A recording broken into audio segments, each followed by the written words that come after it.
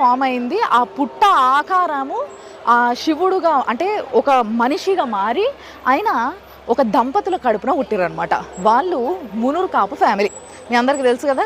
ఇక్కడ ముఖ్యంగా ఆ కాంబినేషన్ని ఇక్కడనే చూస్తారనమాట. మునూరు కాపు ఫ్యామిలీలో ఆయన ఒక దంపతులకి కొడుకుగా పుడతాడన్నట్టు.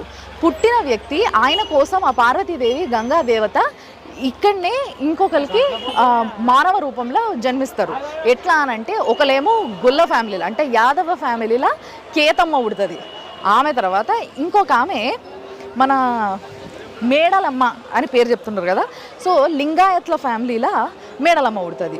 సో మునూరు కాపు అయిన ఇక్కడున్న ఆ దేవుడు మల్లన్న స్వామి ఎవరైతే ఉన్నారో ఆయన వీళ్ళిద్దరిని పెళ్లి చేసుకుంటాడు. ఇటు ఈ గొల్ల ఫ్యామిలీ కేతమ్మని, ఇటు లింగాయత్ల ఫ్యామిలీలు ఉన్న మేడలమ్మని.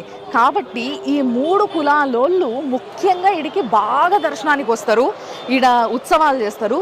కింద పూజలన్నీ గొల్లోళ్ళు చేస్తారు, పైన పూజలన్నీ లింగాయత్లు చేస్తారు. అండ్ మునూరు కాపులు చాలామంది ఇక్కడికి వచ్చి దర్శనం చేసుకొని పోతూ ఉంటారు.